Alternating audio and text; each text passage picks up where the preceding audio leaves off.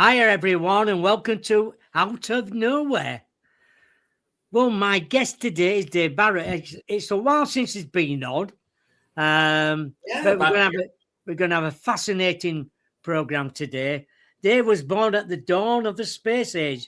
Dave has a lifelong interest in space travel, science, UFOs. He's the author of 5 professionally published science fiction novels and numerous short stories. He lives now in Area 51 in Las Vegas, Nevada. Yeah. Yes. Can we please welcome Dave Barrett to the show? Hello there. Thank you, Bob. How are you? I'm not doing so bad, my good friends. Thank you. That's good. It is. I told everybody on Wednesday I'd been in Scarborough Hospital and got the all clear. Yeah, that's good. Everybody said thank you very much. Yeah, that's good. I'm going to talk about UFOs and UAPs. When did UFOs and UAPs stop being a fringe topic and start being taken seriously inside aerospace and defense? I think it's probably always been there since the late 40s and early 50s. But I think that it's now being talked about publicly that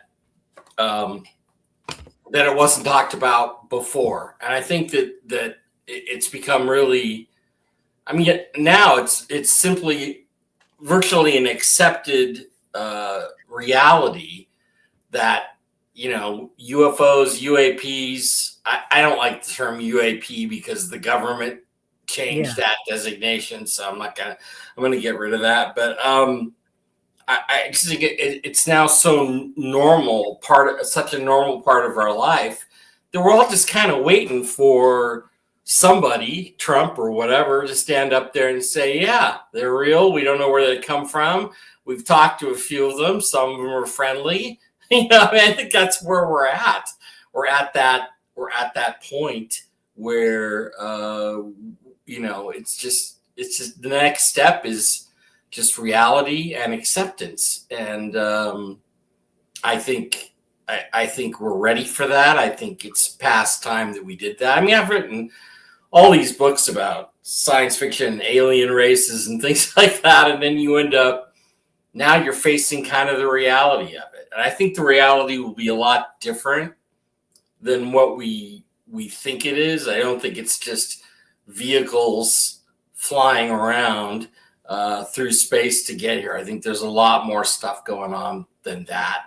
But I think we'll figure that out as a society and as a race, as the human race, as things come to the fore. And I think it's about time for disclosure to be a reality. Oh yeah, I'm going to say that. This one in question. Do you believe disclosure is happening internationally or accidentally or under pressure? I think it's been under pressure. I think there's a lot of pressure for governments to tell us the truth. I think some governments are more open to it than others. I don't think the United States is one that's been open to it. I think they're getting a little more open to it. UK is the same way. I think they're on the same page. Canada, places like that. I think in Brazil, Argentina, more what we would call third world or second world places are a lot more open to the reality of there's stuff up there that we don't understand and it's not ours, and I think that's good, but I think it needs to be more obvious, more of a worldwide revelation. I think it needs to happen soon. I think we're at that point. I know I'm going to say about UAPs again. Are reported to accelerate instantly, change direction without inertia, and operate without visible propulsion. What kind of physics would allow that? I think it's all electromagnetic. I think it's all, you've heard about the M drive, which is something we've been working on, which is basically there's no thrust. You simply bounce particles inside of a chamber and it creates forward motion.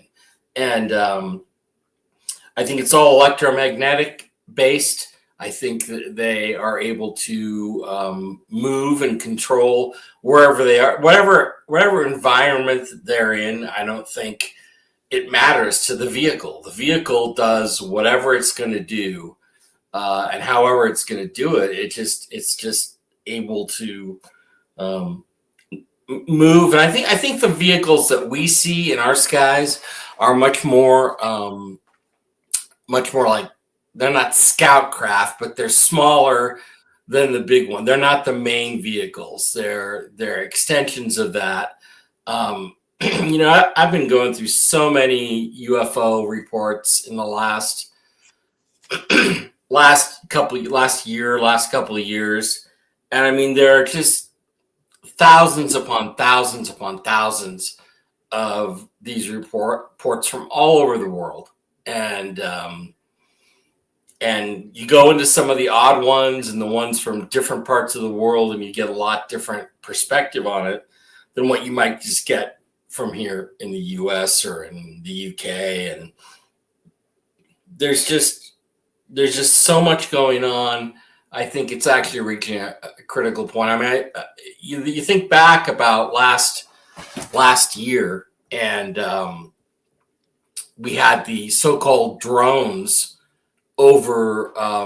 basically over New York, New Jersey, Philadelphia area, the eastern seaboard kind of. And, they never adequately explained that. They just, they're drones. But it's like these things are doing flips and spins, and, drones can do some of those things, but not all of them, that's for sure. So, it's just been really, really interesting. And they've never explained that. And it just kind of, they talk about it in the news cycle, and then it just kind of goes away, so. Yeah, I'm going to say that. How far beyond our current material science and energy generation would this tech need to be?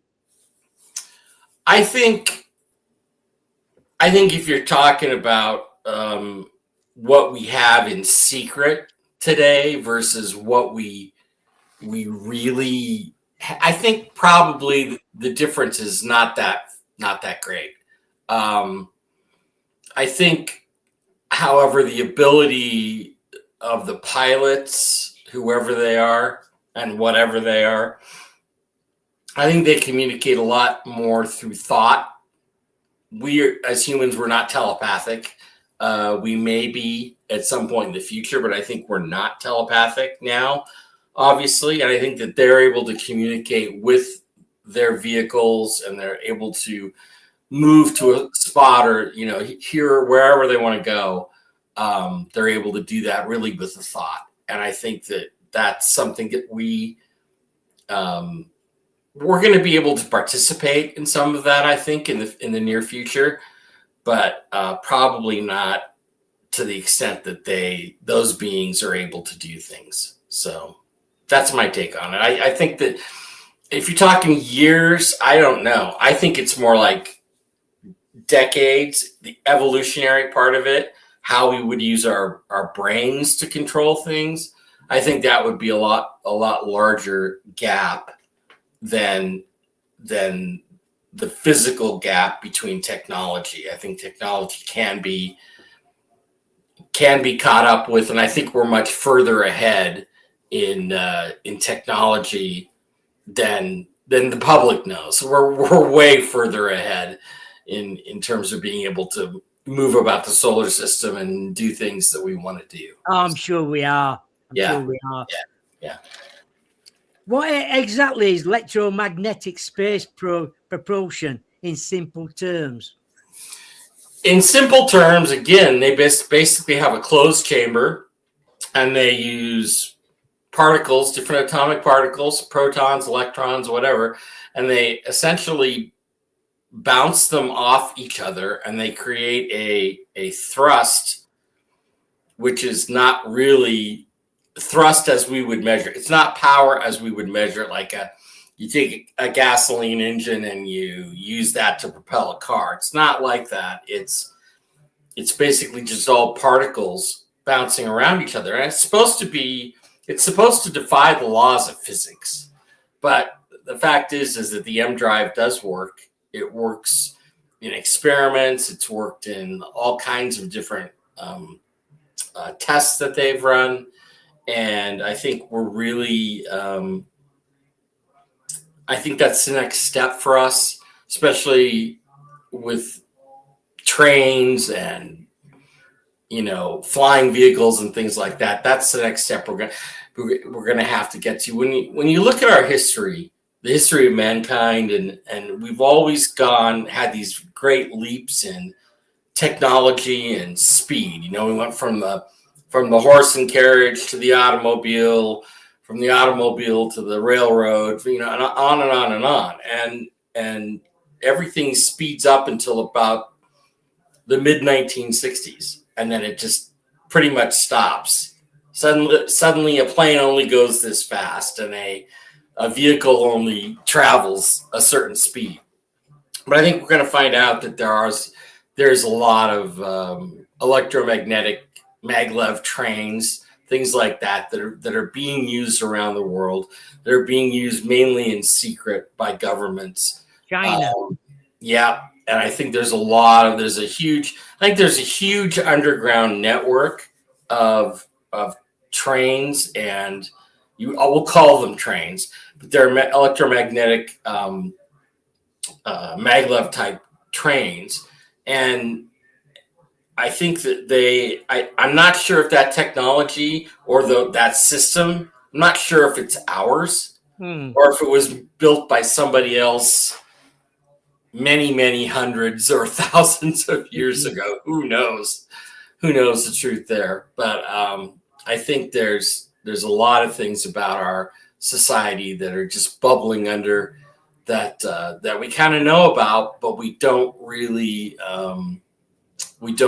have a firm grasp on exactly what's going on in all those cases. So, you look at the number of underground civilizations, underground cities that have been uncovered over the world that are supposed to be 5,000 years or more years old. And you look at that and you think, well, they knew something.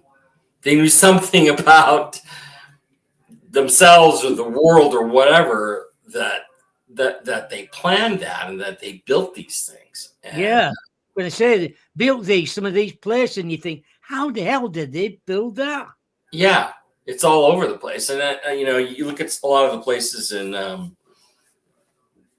in Turkey and places like that, there's literally cities underground. They're places that thousands of people lived.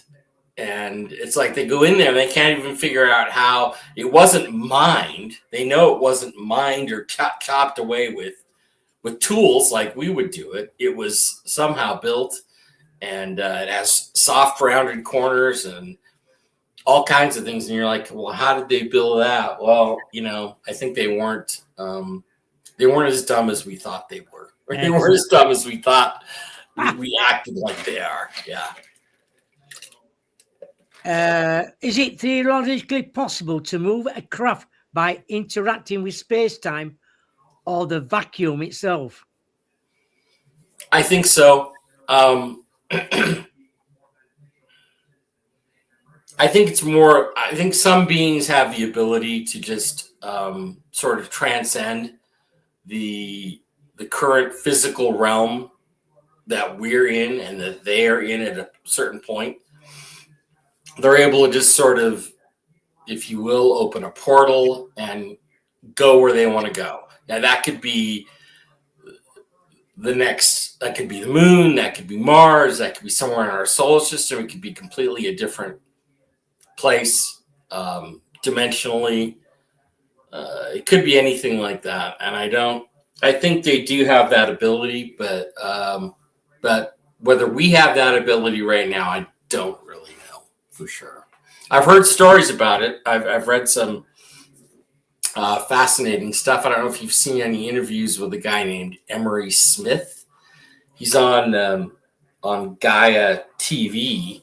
Oh, yeah. Lot, which, and he's either interviewing people or being interviewed by people. And the stories he tells about being in the space program, the quote unquote secret space program, and the places he's been, he claims to have gone through portals and been to 9 different planets and just done basic, everything from just observation to interacting to setting up a base and all these crazy things.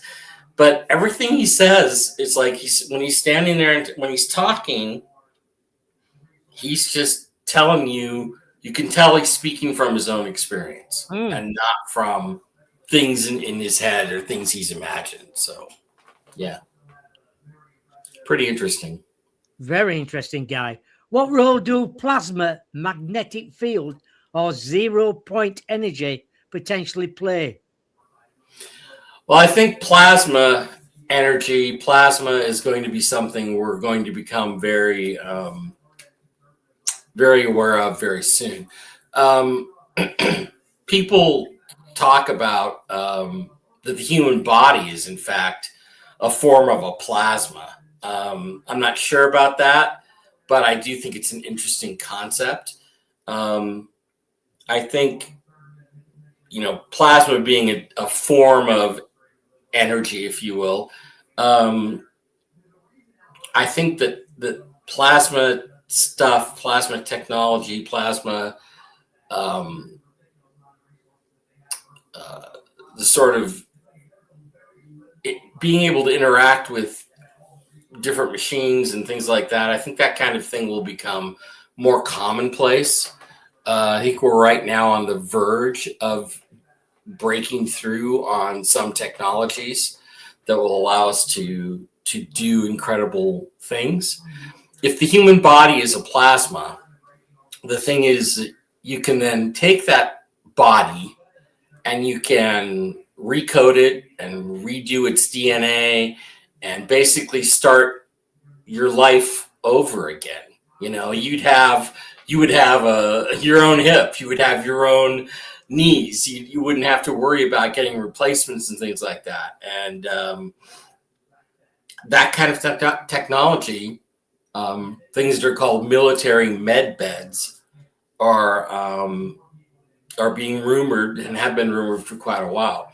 I think that would definitely be breakthrough technology, and I hear it's pretty close. I hear it's very close, so I keep hoping for that. 0 point energy, I think, is a different topic in that I think there is an ether that we are not aware about. I think that I feel like everything around us, whether we know it or not, is electrified in some way. And the ether is basically a means through which you can carry energy. Energy can be transported, energy can be moved, and doesn't need lines, doesn't need wires, it doesn't need communications. It can basically be done as a way of moving, an object from this point to this point, or powering an object over here with nothing connecting it but the power of energy moving from one place to another. So, I am not a big expert on 0 point energy, but I will say that I think there is an ether. I think that we get energy from higher dimensions, and those dimensions we're able to get that energy and use it. And the more we use it, I think the greater our freedoms, greater our ability to manifest our own realities, to our own technology, things like that, will be increased greatly. I think that's all part of 0 point energy, is all part of what's coming. I don't think it's the only thing. I think there's a lot of things that are going to be tied in with that, but I think 0 point energy is a definite factor in the very near future. Yeah. When writing about advanced propulsions, where do you draw the line between speculative science and science fiction? I don't think there is a difference. Science fiction is something that you completely make up, and speculative science is where you take something that's already been talked about in scientific circles or discussed. And I mean, for me, I'm always trying to work off of theories and concepts that have already been divined in other places. There are scientific papers on them. The Alcubierre drive is something I've used in more than one of my books at least, and as a way to get people from characters from point A to point B. I think that technology is probably readily available now. I'm pretty sure we have something like that already. So I think there's really no distinction between science fiction and science speculative fact. I think those things are merged so much in the last. I mean, back in the 1930s or 40s or 50s, when Isaac Asimov was writing about foundation and moving ships from a spaceship from one place to another, I think everything was speculative at that point. Now I think there's a lot more hard reality in the potentials of what we're doing as a race versus just sort of being, I'm just going to throw this idea out here and let it use that as a vehicle. I mean, I think there's some of that, but you have to you always have to keep up as a science fiction writer. I think you always have to keep up on what's current in science and what's being done in speculative science. So I'm actually writing a novel right now. It's called Mercy. So it's about a hospital ship, a human hospital ship in the future, fighting in a war with aliens against other aliens. And the medical bed technology is something that I've integrated into the book. Right. So that's obviously until it's reality, it's speculation. But I think that's if you look back at movies like I can't think of the name now, the one with Matt Damon in it, and it was Matt Damon, and wasn't The Martian, Elysium. It was called Elysium. And they called them med beds, and they were basically these beds that you lie in, and there's a canopy that comes over you, and it analyzes your body, it corrects your DNA, all these kinds. I think we're very close to that, not being a reality. We're close to that. I think it already is reality. I think we're very close to that being revealed. So I'm kind of using that concept as a means. It's a vehicle through which the story is told. So I think there's just a lot of very cool potential things coming and happening in the world that we're right on the cusp of. And just until we can kind of push things over the line a little bit, I think that will revolutionize a lot of what we're experiencing here on our tiny little planet Earth at this point. What technology breakthrough would immediately change space travel if we can solve it tomorrow? I think anti-gravitic or anti-gravitic technology, which is basically the ability to move through the Earth's environment, the Earth realm, without really moving. I really don't think you move when you're moving in these different, when you see UFOs doing all these different things, I'm not sure they're really moving. I think what they're doing is using fields to project themselves into different different places, so they can move from one place to another place without effort. I think that's a technology that we have or we're very close to having, and I think that's like the main thing. I don't think there's any real breakthrough in conventional technology like jet engines or anything. I don't think there's anything great coming on that. I think we've kind of reached a point where we can only go so far. That would be something. Any kind of, obviously, medical technology, that would be a big breakthrough for humanity. And I think also, I think you have to think about the Star Trek replicator. I think that's something I've heard that can be used and has been used by secret military programs in the past. That would obviously be revolutionary as well. If you suddenly got a microwave, a box about the size of a microwave. It wasn't a microwave, but if you ordered a steak, it would just make a steak for you. I think that would be breakthrough technology, and I don't think we're that far away. I really don't. So I don't think so as well, because some of the earlier films, Star Trek and all that, some of that stuff what we're on there, we can do now. Yeah, exactly. Well, you just look at the cell phone. You just look at the common cell phone, and like mine, common cell phone, and they didn't have that technology in the 1960s, but they certainly had it by the 1990s, and so that was supposed to be centuries ahead. But yet here we were. Back in the day when I was a kid.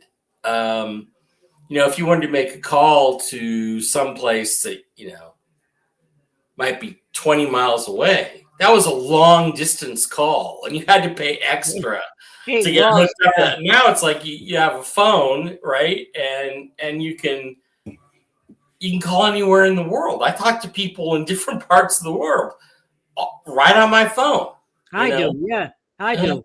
And it's easy to do. And it's like, so what's happened in that case?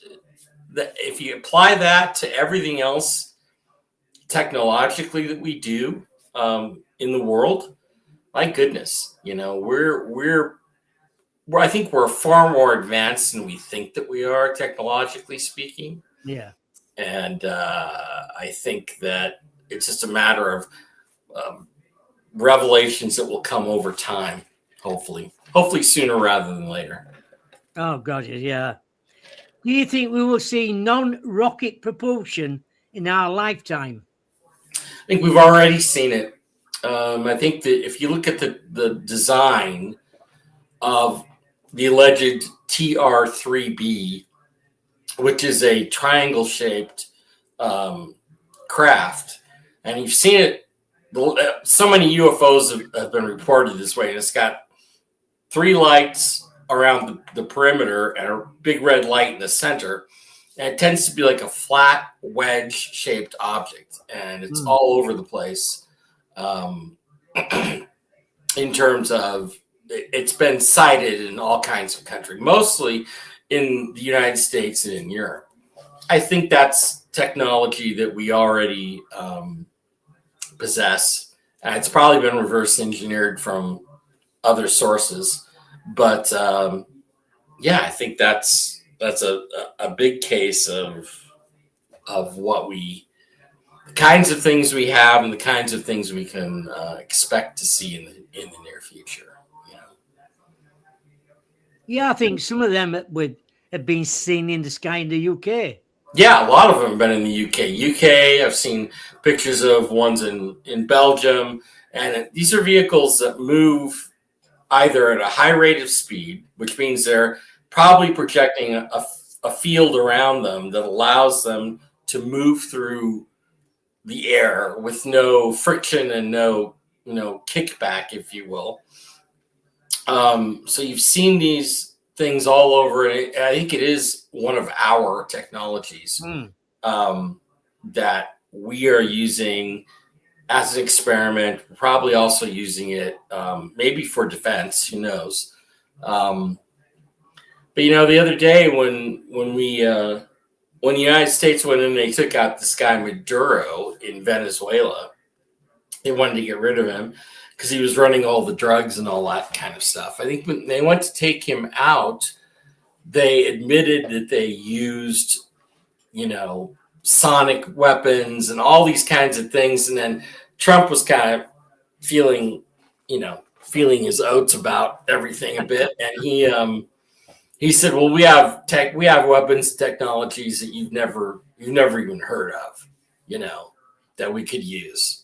And I think we only use a tiny fraction of that stuff. But I think they're starting to use it in practical applications and when needed to be.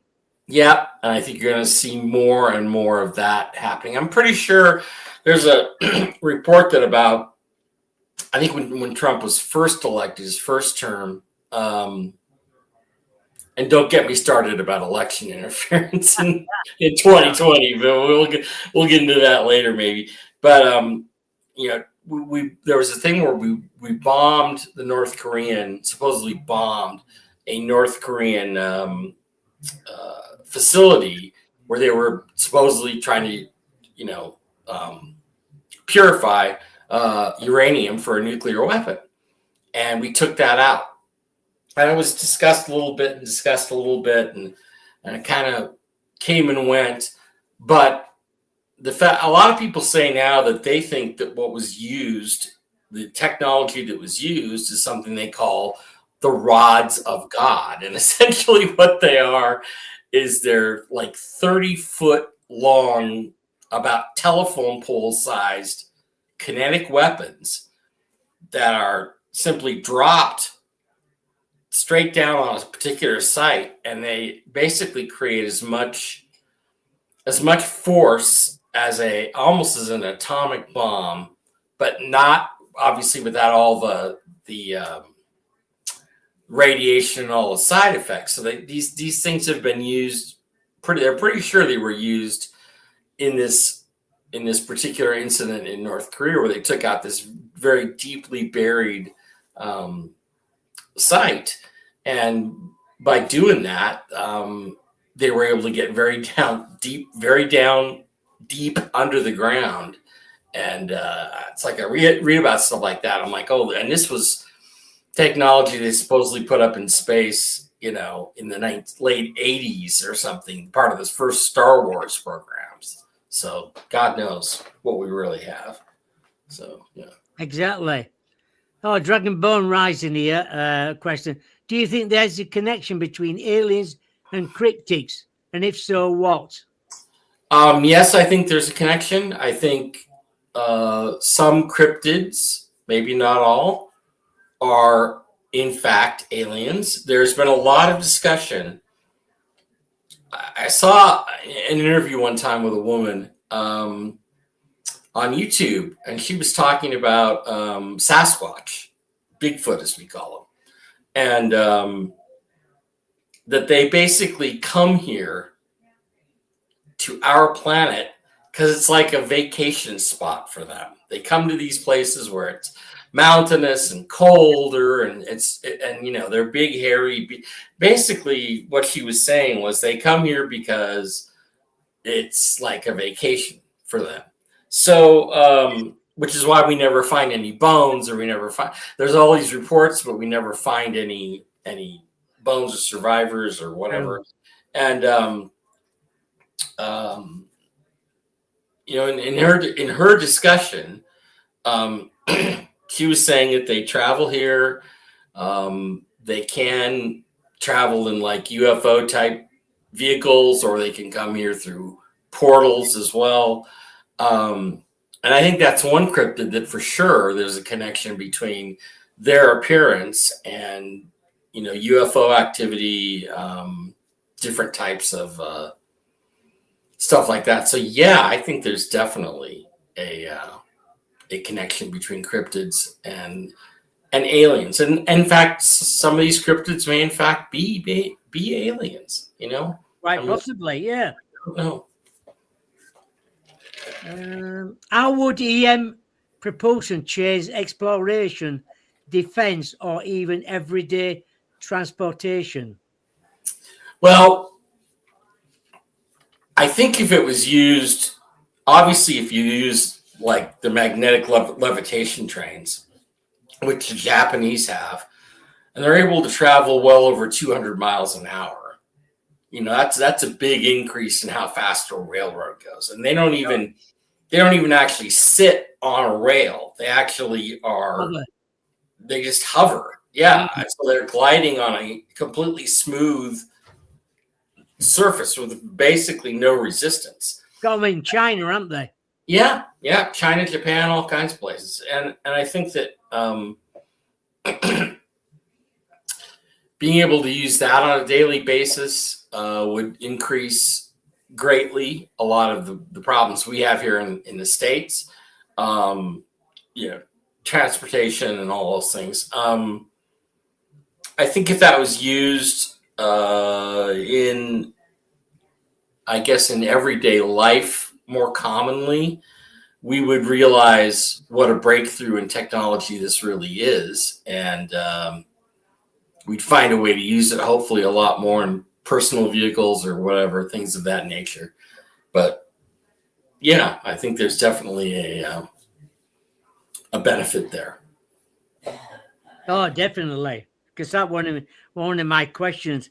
Could this technology make interstellar travel feasible, or at last practical within its solar system? Well, I think definitely the M drive could. From what I understand, the top speed of an M drive space vehicle would be something in the neighborhood of using a Star Trek terminology, it would be in the neighborhood of about warp 5, which would basically get you from the way this one guy, doctor, had it described, would basically get you from Earth to Alpha Centauri in about 3 weeks.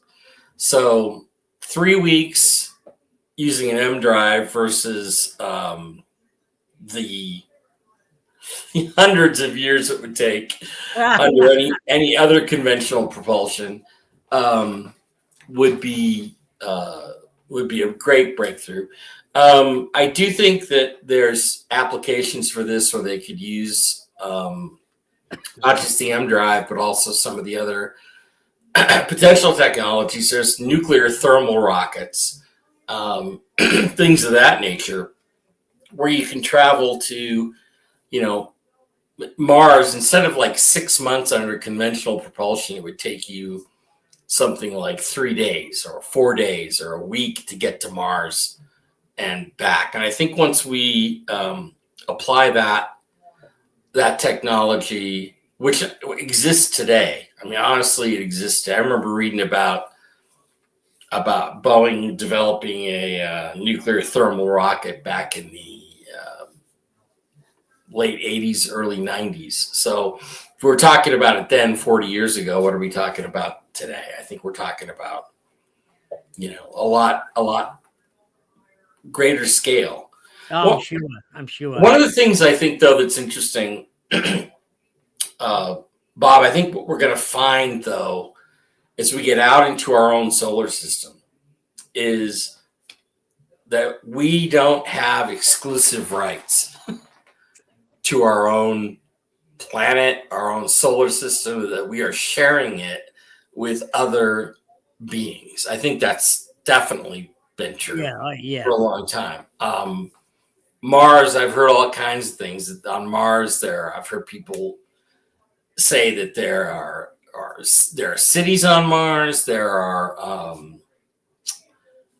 beings that live there in their own towns, their own, and they live there because it's better for their physiology. It's better for their gravity wise, and you see that about the moon. You see that about Mars. I've heard all kinds of strange stuff about everything out there. So I think you've got to consider that maybe we will, finally say, yes, there are aliens. Yes, we know who some of them are. Yes, some of them are good. Yes, some of them are bad.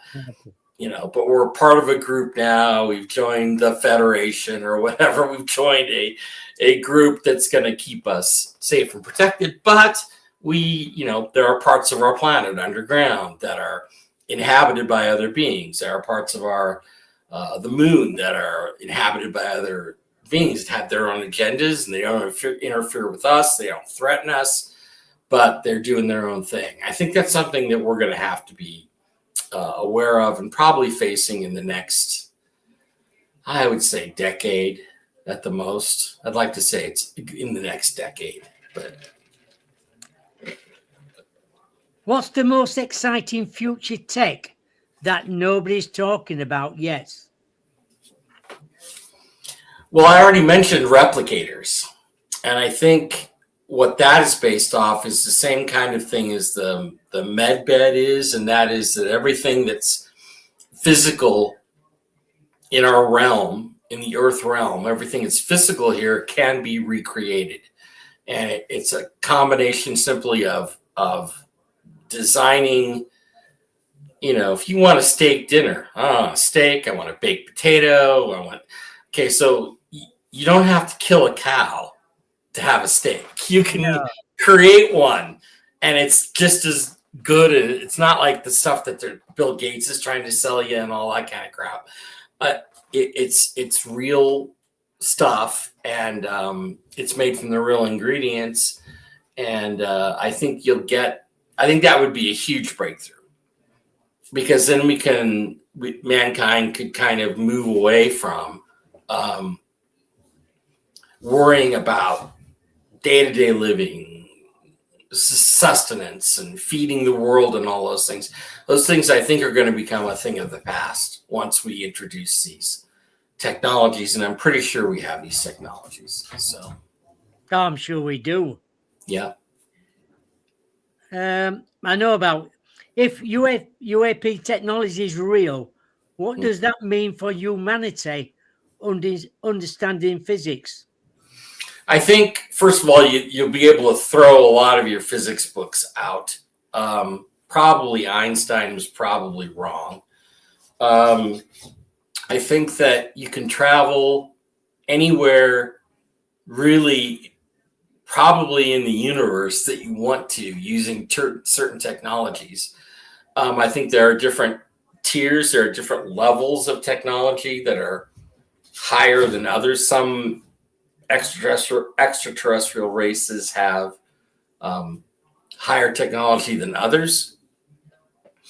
But I think what that means is we'll be able to probably start by exploring our own area, or revealing what we've already known about our own area.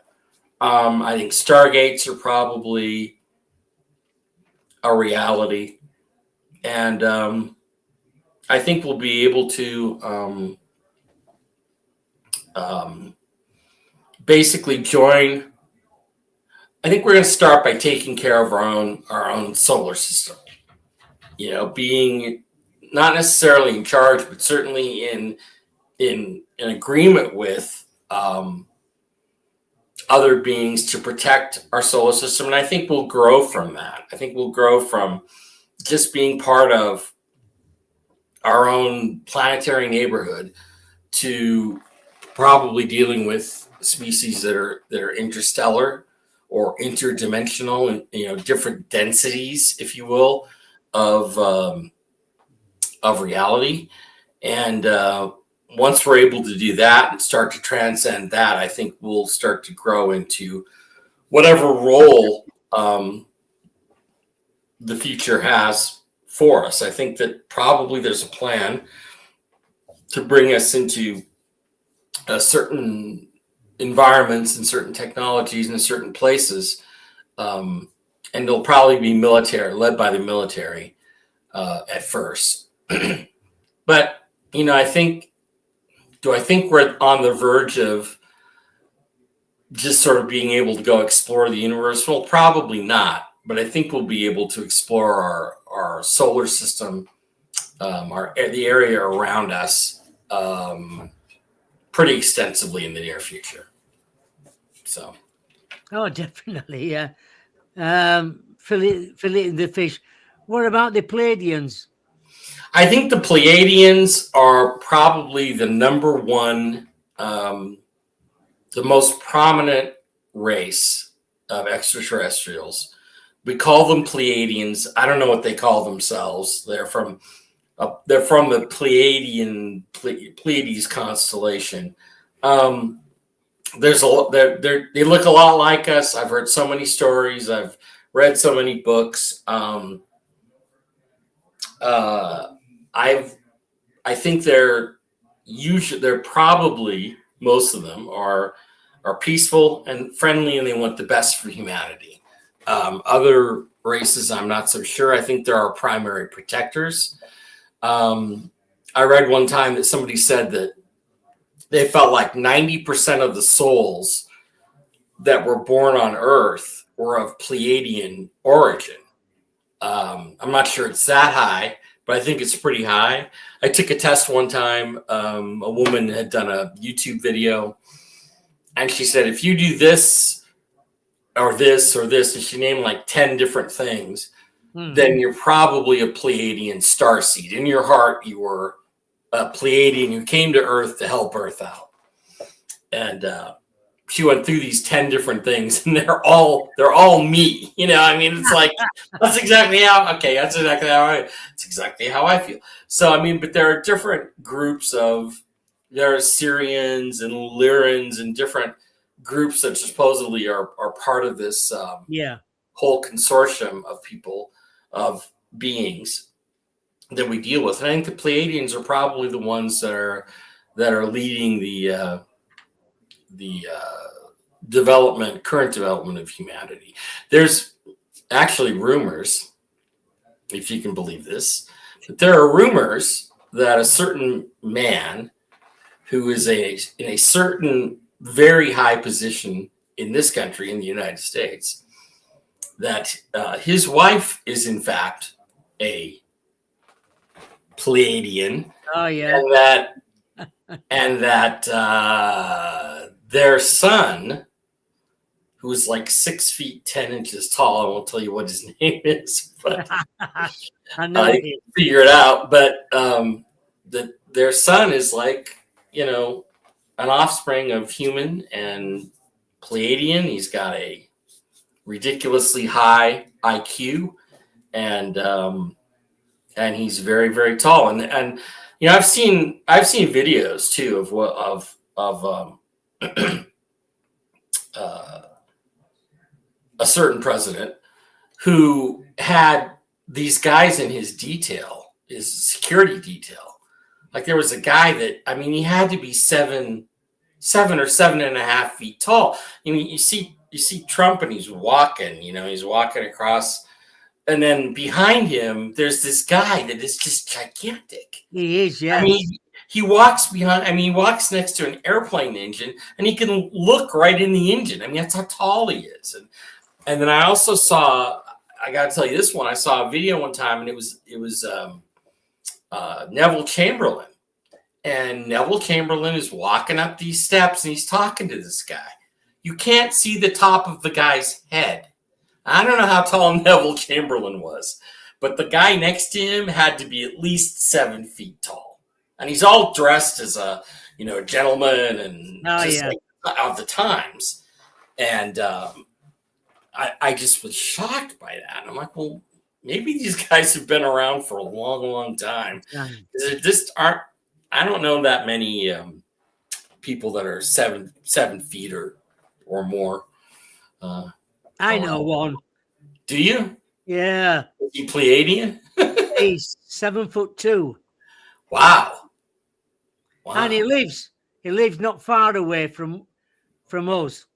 Yeah, really. 7'8". He is massive. I stood outside him and I thought, my God, I'm looking up and I thought it's never ending. Yeah. You know what his job is? A sign writer. Really? Yeah. Wow. So he just stands up and writes signs in the goodness gracious. What question do you wish more journalists or podcasters would ask about UAPs? Well, the first thing I wish they'd ask about is, well, let me just correct this. I wanted to talk about the supposed Calvine UFO. Have you ever seen that picture? It's a picture No. of a like a diamond shaped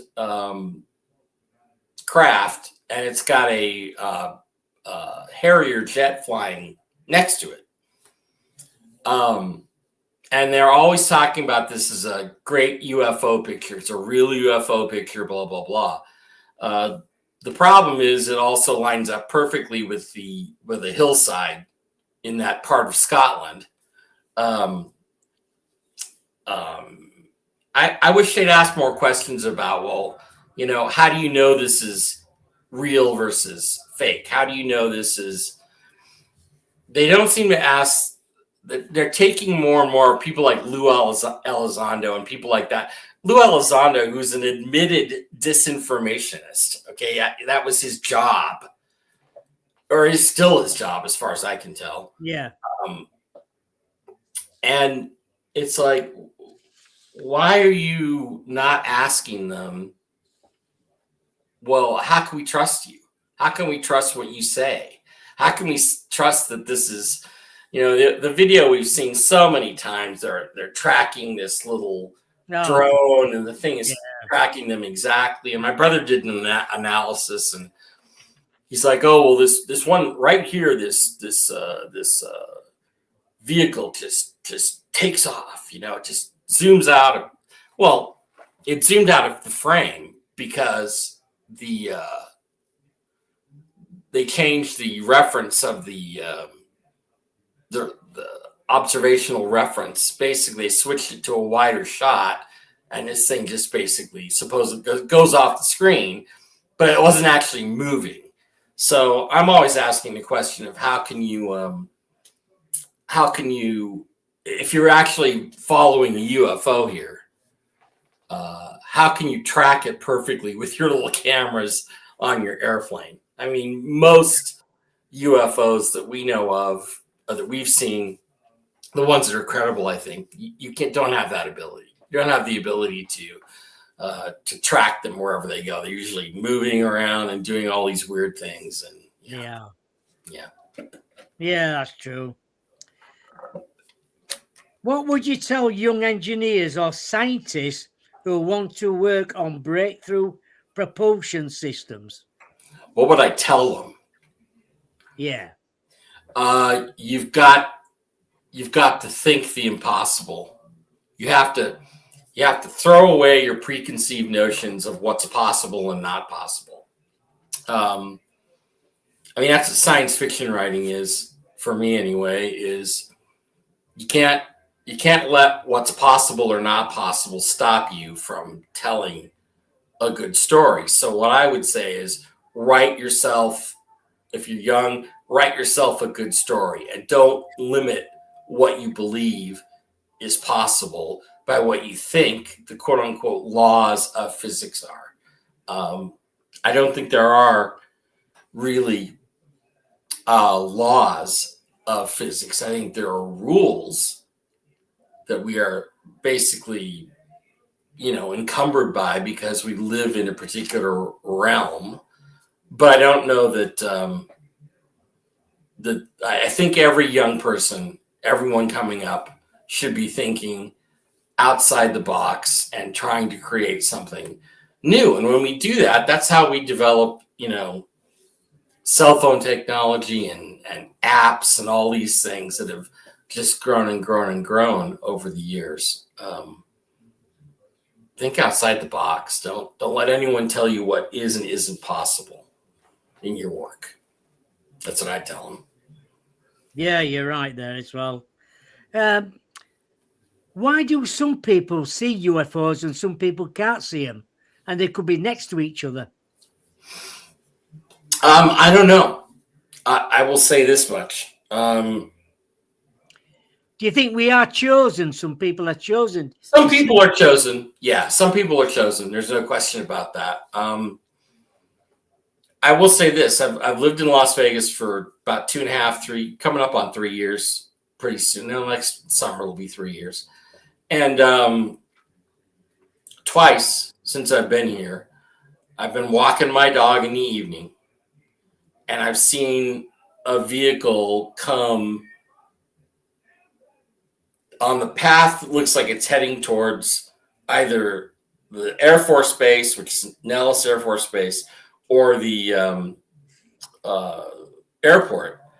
And it's a circular object. It's white, and it has what I would call a fuzz around it, something that kind of obscures it a little bit. I've seen it twice, and it will come to a certain point till it gets up just about over my head. Yeah, I've seen this twice with my brother, and then it just will vanish into the vapor. It will just, it's gone. You can't see it. It's cloaked or whatever. Yeah, and so I have seen that, but I don't see UFOs often. I've never really seen them much. My brother has seen a few other things than I have on a lot of his little adventures. But yeah, no, I really don't know. I do think people are chosen. I think people are chosen for experiences. And other than that, I think it's you either are or you're not in the club, if you will. And that's just the way it is. Yeah, I've been out many a time, and I said, "Look at that out there, where?" I said, "They're right in front of you." Yep. And then sometimes technology, my camera might be all right, but the next person to me, he said it's gone dead. It's dead. Yeah. That was gone. And I charged that up before I even came out. Yep. Yeah, that happens a lot. It happens quite often. It does. What you got planned for the future then? Well, again, I'm working on a new book, so that's kind of exciting. I'm going to a hockey game on Saturday night. I'm going to go see Seattle play Las Vegas. That will be fun. I got the Super Bowl in a week. That's exciting. But yeah, the new book is the thing I'm most excited about. I think it's a good idea. It's a good concept. The way I write is I kind of start from the beginning, and I have an idea for the story, but I don't really have all the details. The details come to me as I go through the story. So I'm kind of anxious to see where this leads. And is it science fiction? It's science fiction. Yeah. Yeah, it's the future. It's sometime in the fairly near future, maybe in the next century or less time away from now. But yeah, and I'm working on that. That's the most exciting thing that I'm doing right now. So I'm happy. Do you ever do conferences or anything like that? I do. I haven't been to one in a while. It's been harder since I moved to Las Vegas because the places I used to go, there were a lot of them in the Pacific Northwest, in Seattle, where I used to live. There's a lot of them around. And in Las Vegas, it's less so.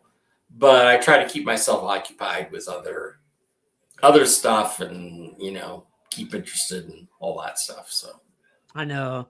Where can people get your books then? You can go on Amazon anytime and find them. There's 2 different publishers, Baen, Baen. There's 2 books there, Trinity and Trinity's Children. And then there's 3 books in a previous series I wrote called The Lightship Chronicles. And there's 3 books there. You can get them there. And again, when my new stuff comes out, I'll let you know. But yeah, I've got 5 out there now, and I'm hoping for Brilliant. 6, 7, 8. So we'll see. Do you find it easy to write then? Yes and no. Yes, it's easy to write once I get started. It's hard to get started. So it's kind of a battle, and you let so many things in your life get in the way, and you've got to kind of put those things aside and just move forward with what you've got. When's the best time to write for you? Is it early morning or night time? It's actually, for me, the best time to write is the early afternoon. I usually have my stuff done in the morning, and early afternoon comes along, and there's usually free time, and I sit right back there at that desk right back there. My brother and I share this office. Right. I sit back there and I work on writing, and some days, it's really, really productive. Other days it's a little slower, but you still try to do it as much as you can. And right now I'm writing about 3 days a week, which I think for me is good at the moment. I'm still developing this story, so we'll take it from there. Yeah. Oh, thank you for that. Yeah. Well, it's been a very interesting show. Thank you, Bob. It's been every minute of it. Yeah. I really enjoyed it, and I think everybody else will when they listen to it. I know some people in chat room here, but I'm sure wherever they listen to it, today, tomorrow, whenever. So it's live on YouTube. Okay. Well, I'll go out. I'll tell you what, I'm gonna go out and find a link for it, and I'll put it on all my social media, and hopefully we'll get some more views and get things going. Thank you.